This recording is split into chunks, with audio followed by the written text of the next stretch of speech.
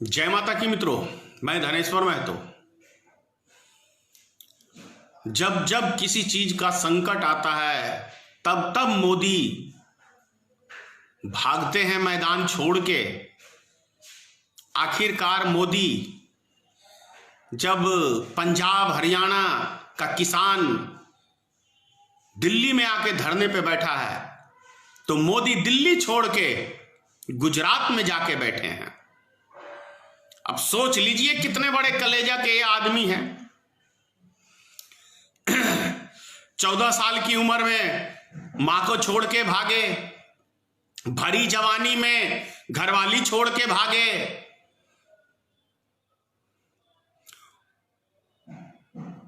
अभी दिल्ली में जब किसानों से बात करने की जरूरत थी, किसानों को जरूरत थी, तो ये दिल्ली छोड़ के गुजरात भागे हैं। बहाना क्या है? कोरोना वायरस की वैक्सीन का जायजा करने गए हैं। कब आएगा कोई पता नहीं है। अपने बयान में 50 बारी मोदी जी कह चुके हैं कि कब आएगा हमें इसकी जानकारी नहीं है, लेकिन मुंह छुपा के भागा कैसे जाता है यह कोई नरेंद्र मोदी से सीखे। दीपावली में सेना के साथ पटाखे छोड़ने जाएगा जहां शांति का माहौल रहेगा, और जहां माहौल गड़बड़ रहेगा वहां से दुम दिमा के भाग लेगा। यह है भारत का शेर दिल प्रधानमंत्री।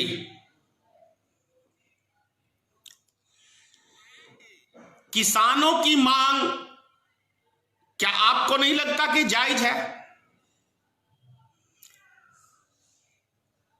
किसान इस देश का अन्नदाता है।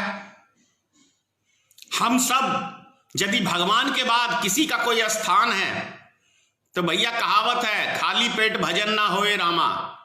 तो जब पेट भरने की बारी आती है तभी भगवान और ईश्वर याद आते हैं, उसके बाद पहले नहीं, क्योंकि खाली पेट कुछ सुझाई नहीं देता। और इस पेट को भरने का काम कौन करता है? इस देश का किसान, अन्नदाता। और उन किसानों के साथ मोदी सरकार क्या कर रही है? दिल्ली में उनके ऊपर FRI दर्ज कर रही है। जो इनका चाल चरित्र अच्छी तरह से अब देश की जनता, एक एक छोटा सा बच्चा भी अब समझ गया और वो भी बोलने लगा इनके विषय में। किसान विरोधी ये बिल लेके आते हैं और अपनी जिद पे अड़े हुए रहते हैं। अपनी जिद पे अड़ने के बाद कभी इन्होंने किसी से जाके बात किया है? क्या मोदी सरकार को उन किसानों के पास जाके बात नहीं करनी चाहिए कि गुजरात जाके बैठना चाहिए? और अमित शाह को हैदराबाद जाके बैठा हुआ है क्या करने?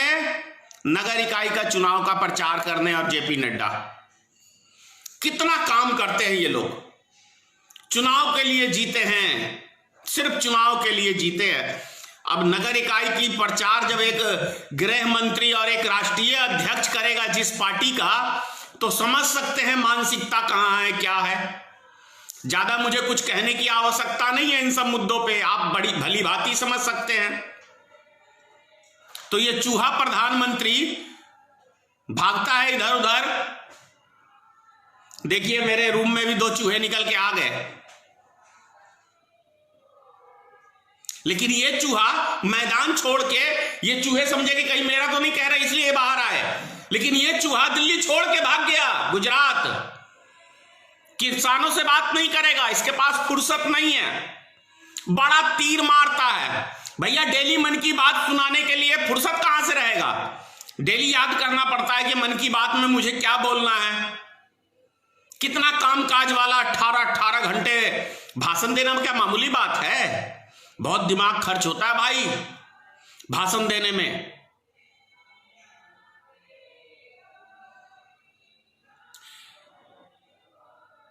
सिर्फ 6.5 साल के अंदर, सिर्फ 6.5 साल के अंदर मोदी ही एक भारत का इकलौता, मैं कहता हूं मोदी क्या दुनिया का इकलौता एक प्रधानमंत्री है जो एक बच्चा भी इसके पुतले को जूते मारता है।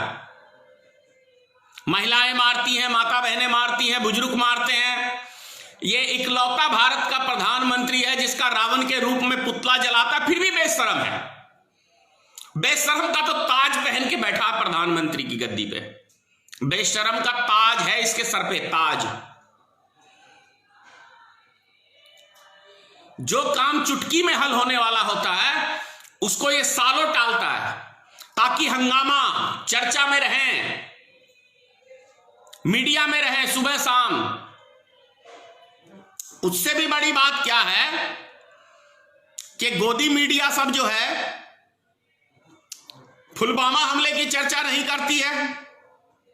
अभी किसान है, किसान के ऊपर किस तरह से बर्बरता हो रहा है उसके ऊपर चर्चा नहीं कर रही, सरकार से सवाल नहीं पूछ रही है। ये सवाल पूछ रही है किसानों से, ये सवाल पूछ रही है कांग्रेस पार्टी से। इसीलिए मैंने कल भी गाली दिया और परसों भी गाली दिया। अब जब इतने नालायक जिस देश के अंदर मीडिया होगा, गोदी मीडिया जो 2 रुपए पे बिकता है, सुबह शाम मोदी की भजन गाने में लगा रहता है, अब सोच लो किस कैरेक्टर का है ये गोदी मीडिया। इतना स्तर तो मैं कहता हूं बेस्या भी नहीं गिराती है जितना स्तर मोदी ने अपना गिराया है और क्या कहते हैं इस गोदी मीडिया ने गिराया है। बेस्या के भी कुछ कैरेक्टर होते हैं, कुछ असूल होता है, कुछ जुबान की वैल्यू होता है। ना मोदी की जुबान का कोई वैल्यू है, ना इस गोदी मीडिया का कोई वैल्यू है। सिर्फ 6.5 साल में इन्होंने सब चीज अपना गंवाया है। एक कहावत है, इंसान को अपना कैरेक्टर बनाने में सारी जिंदगी लगता है, खत्म करने में 2 सेकंड का काम है, तुरंत खत्म हो जाता है। तो उसी तरीके से भले मोदी गुजरातियों को बेवकूफ बना के प्रधानमंत्री बनाए, देश की जनता को बेवकूफ बना के, लेकिन जितनी तेजी से दिल में जगह बनाया था इस देश की जनता के अंदर, उतनी ही जल्दी से बाहर भी हो गया, गिर भी गया लोगों की नजर में। यह मोदी का कैरेक्टर बना है। क्योंकि कहावत है, सच्चाई छुप नहीं सकती बनावट के असूलों से, खुशबू आ नहीं सकती कभी कागज के फूलों से। तो सच्चाई को हम कितना भी दबा लें, सच्चाई धरती का सीना चीर के सामने आती है। तो मोदी ने झूठ बोल बोल के देश की जनता को खूब मूर्ख बनाया, लेकिन उतनी ही तेजी से लोग इसका झूठ भी समझ गया, पाखंड भी समझ गया, और कितना बड़ा चूहा है ये दिल का, ये भी समझ गया। अब मैं जो बता रहा हूं फिर से एक बार रिपीट कर रहा हूं आपको, भरी जवानी में घर वाली को छोड़ के कौन भाग सकता है? या तो जो नपुंसक होगा वो भाग सकता है, या कोई घर का आवारा बच्चा होगा वो भाग सकता है, या किसी के नाजायज संबंध किसी और औरत के साथ होगा या लड़की के साथ होगा, वो घर वाली को छोड़ के भाग सकता है। अगर मैं गलत कह रहा हूं तो कोई प्रूफ करके दिखा देगा धनेश्वर महतो ये बात गलत कह रहा है। घर से वही बच्चा भागता है जो एक आवारा और नालायक किस्म का औलाद होता है, वो भागता है। तो नरेंद्र मोदी एक आवारा नालायक किस्म का औलाद था जो 14 साल की उम्र में अपने बाप को मार गया। उसका बाप शोक में मर गया, पता है, जब ये घर छोड़ के भागा। तो बच्चा किसी का हो, कोई भी मां हो संसार की, सबसे ज्यादा बच्चे का दुख यदि किसी को होता है तो मां को होता है। तो नरेंद्र मोदी ने अपनी मां को 3-3 करके मरने के लिए छोड़ा और घर से छोड़ के भाग गया। उसी प्रकार भरी जवानी में एक शादीशुदा औरत को छोड़ के नरेंद्र मोदी भाग गया, उसके अरमानों का गला घोट के भाग गया। अब जिसके साथ भाग गया हो, वैसे भी देखिए आप नरेंद्र मोदी का चाल चरित्र तो आपको ऐसे मिलेगा, जब दूसरे की लुगाई उसके सामने आ जाती है तो ऐसे लगता है कि पता नहीं कितना बड़ा भूखा प्यासा आदमी हो, उसके तरफ हाथ बढ़ाएगा ऐसे, और वो हाथ लेडीज कैसे खींचती है। आपने कई जगह देखा होगा ये चीज, बहुत जगह देखा होगा कि नरेंद्र मोदी खुश होकर ऐसे आए मिल गया, लेकिन वो औरत जो है समझ जाती है इसके चाल चरित्र को, तो अपना हाथ पीछे खींच लेती है। यही एक ऐसा भारत का प्रधानमंत्री है जिसको देख के औरतें अपना हाथ पीछे खींचती हैं। अरे जो आदमी अपनी पत्नी को नहीं रख पाया, वो दूसरे की पत्नियों के साथ सट के जाता हाथ मिलाने के लिए। कितना बेहुदा किस्म का प्रधानमंत्री है। मैंने पीछे भी कहा था कि मोदी को कुछ शर्म लिहाज है तो इस बुढ़ापे में ही सही उस बेचारी को 2 दिन का सुख तो दे दे मोदी जी। वो तुमने दिया नहीं। ना तुमने अपने घर को सुख दिया, ना अपनी घरवाली को सुख दिया, ना अपने बाप को दिया, ना अपने भाइयों को दिया। तो तुम इस देश के समाज के नागरिकों को सुख चैन कैसे दे सकते हो मिस्टर नरेंद्र मोदी? वो तो नजर आ रहा है कि आज हमारा देश का अन्नदाता आज रोड पे है, तो नरेंद्र मोदी चूहे की तरह मैदान छोड़ के, दिल्ली छोड़ के भाग गया, गुजरात भाग गया। समझ में आ रहा है ना? जिस दवाई का अभी कोई अता पता ठिकाना ही नहीं है कि जनवरी में आएगा, फरवरी में आएगा, मार्च में आएगा, अप्रैल में आएगा, और ये कोरोना है कहां? अरे भैया, ये पूंजीपतियों के हाथों की बिकी हुई कठपुतली नरेंद्र मोदी, ये गुजरात के उद्योगपतियों का सेटिंग करने गया है कि मैं इस बीमारी को जब तक हाईलाइट करता रहूंगा, जब तक आप कोई दवाई बाजार में ना निकाल के आपको बढ़िया कमाई ना करवा दूं, तब तक मैं इस देश की जनता को चक्की में पीसता रहूंगा। आप लोग टेंशन मत लो भैया। जब अपने माँ बाप को पीसने का काम कर सकता है, अपनी घरवाली को पीसने का काम कर सकता है, तो जनता तो क्या है? इससे कौन सा संबंध है? जिसका इससे संबंध जुड़ा हुआ था उसका नहीं हुआ, तो देश की जनता का कैसे होगा? अन्नदाता का कैसे होगा?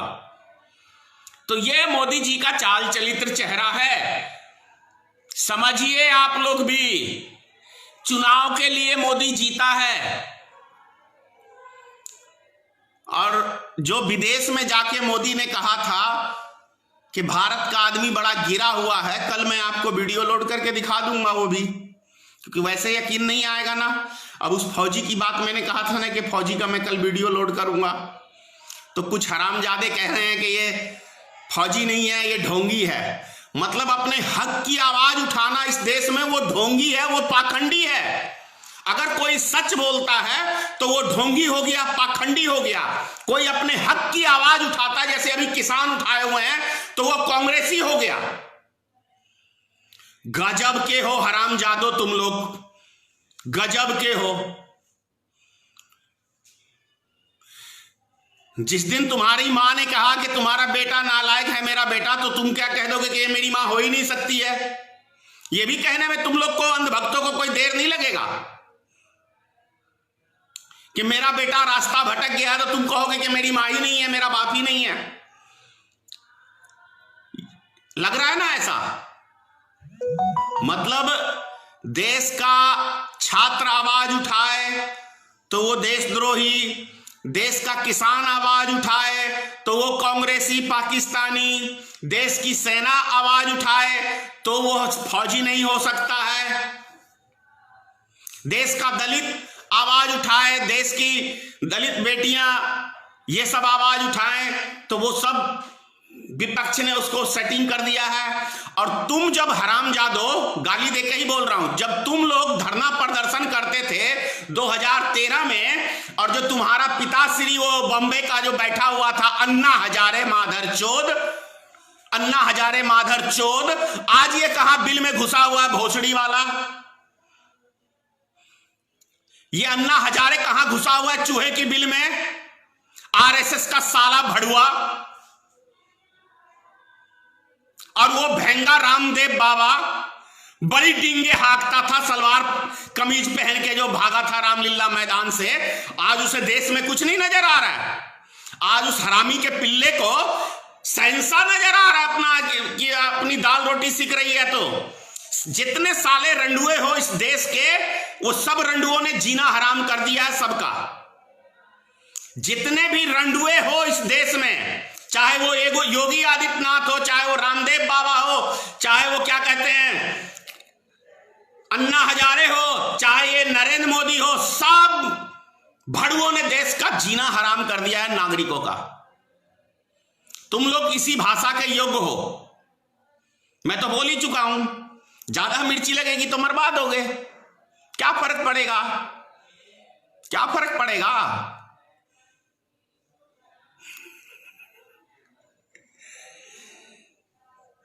देखो, ट्राई करके देखो। मां भगवती का आशीर्वाद है, तुमसे कुछ नहीं उखड़ेगा। हाँ, अगर वो चाह लेगी तो चल जाएगा, मेरा पत्ता कट जाएगा, लेकिन तुम्हारे जैसे हिजड़ों से कुछ नहीं होने वाला। तुम साले न क्या कहते हैं बाल न बच्चा, फिर भी पता नहीं किसकी दलाली करते हो। ये समझ में आता है, कुछ बाल बच्चों के लिए अरज कर लेता है तो समझ में आता है, ना आगे नाथ ना पीछे पग्घा, फिर तो देश के लिए मरते कम से कम हरामियों। मर रहे हो अपने बाप उद्योगपतियों के लिए, गुजरातियों के लिए। सारा माल हड़प के गुजरातियों को भर दिया जेब। अभी भी गुजरात ही गया हुआ है ना नरेंद्र मोदी, वैक्सीन वहीं बन रही है ना गुजरात की कंपनी में। समझो देश की जनता, समझो। मुझे तो सबसे ज्यादा उस ढोंगी अन्ना हजारे पे ताजुब लगता है, कितना बड़ा पाखंड, कितना बड़ा हरामजादा निकला। अब इसको देश में कोई समस्या ही नजर नहीं आ रही। कांग्रेस के टाइम में कांग्रेस की सत्ता आएगी तो फिर आ जाएगा ये चूहा बिल से बाहर कि देखो देश में कितना अन्याय हो रहा है। अब तुम्हारा वो कहां गया लोकपाल बिल, गांड में घुस गया अन्ना हजारे, तेरी गांड में घुस गया वो बिल। अब नहीं वो बिल बाहर आएगा।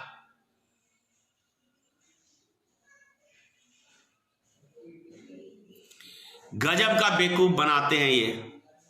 इस उम्र में आके ऐसा ढोंगी, सोचो कितना बड़ा ये ढोंगी था और कितनी कितनी विश्वास से इस देश की जनता, मेरे अंदर भी एक जोश जागा था। मैंने कोई आया है मर्द इस बुढ़ापे में भी, बहुत दिल खुश था अन्ना हजारे के लिए। लेकिन ये क्या निकला, वो एक गाना है ना मोहम्मद रफी का, क्या से क्या हो गया बेवफा तेरे प्यार में, चलो सुहाना भरम तो टूटा। जाना ये अन्ना हजारे किसका दलाल निकला, ये कहें भाजपा का, आरएसएस का दलाल, किसका दलाल निकला अन्ना हजारे। और ये रामदेव बाबा किसका दलाल। बाबा नाम रखता है बे ढोंगी। एक बिजनेसमैन है, बिजनेस कर, आबा और ढाबा और बाबा क्यों लगाता है। योगा सिखाता है तो उसके बदले में पैसा लेता है। कोई दवाई तेरी फ्री की तो है नहीं जो तू समाज सेवी बनेगा। क्या कहें भाई, मेरा कोई शौक नहीं है डेली इस पे आना, लेकिन जैसे देश के हालात हैं, जो देश में हो रहा है, बर्दाश्त नहीं होता। आना तो पड़ेगा हमको, आपको भी आना पड़ेगा। अंग्रेजों की लड़ाई अलग थी, ये लड़ाई अलग है। अंग्रेज लूट के गए, विदेश समझ में आता है, लेकिन आज हमें अपने ही लोग लूट रहे हैं, हमारे देश को लूट रहे हैं, कंगाल कर दिया। जीडीपी फिर माइनस में गई, फिर से बढ़ा, क्या कहते हैं 7.5 पॉइंट फिर माइनस में इस 3 माही में भी। तो अब कितना हो गया, 32 हो गया ना, पहले 24। तो ये समझने की चीज है। कहां ले गया है मोदी देश को। कितने सुनहरे सपने हम लोग को दिखाए थे। मैं तो शुरू से इस हरामी की चाल चरित्र जानता हूं कि जो आदमी दंगे फसाद करा के राजनीतिक रोटी सेकेगा और जो एक लड़की की जासूसी कराएगा, वो आदमी किस कैरेक्टर का होगा। जो आदमी घरवाली को छोड़ के भाग जाएगा, जो आदमी माँ बाप को छोड़ के भाग जाएगा, उसका कोई कैरेक्टर होगा।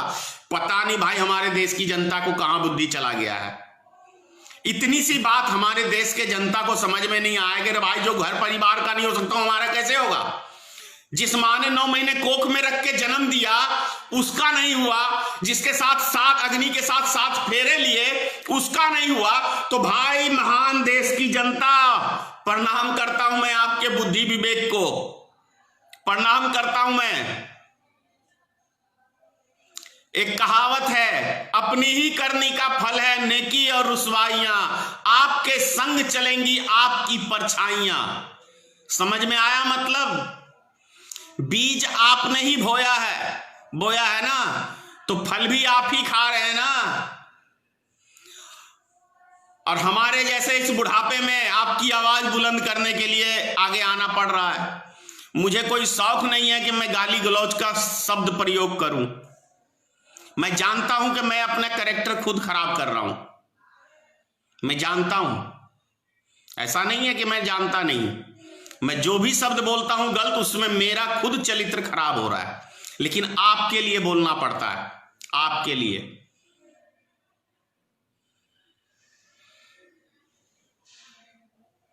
जय हिंद मित्रों, जय माता की।